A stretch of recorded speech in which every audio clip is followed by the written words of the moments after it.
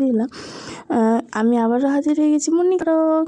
তারপর এখানে আমার আম্মুর জন্য জামা ভাবি আর আমি সবাই।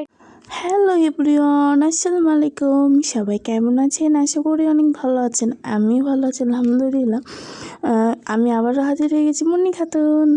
এটা চাঁদ রাতের আগা দিন ছিল, তখন একটু ভিডিও করেছিলাম, মার্কেট গেছিলাম ঈদের জামা কিনতে।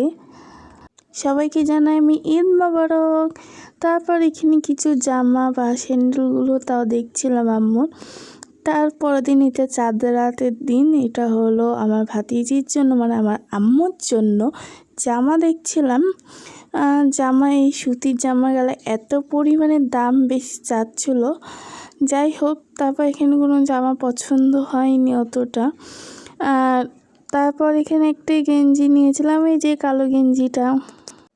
তারপর একটু ঘুরায় দেখে নিলাম একটা গেঞ্জি। তারপর হলো এখানে আমি হাতে মেহেন্দি দিচ্ছিলাম। আর আমার মেহেন্দিটা ডিজাইন কেমন লেগেছিল অবশ্যই কমেন্টে জানাতে ভুলবেন না।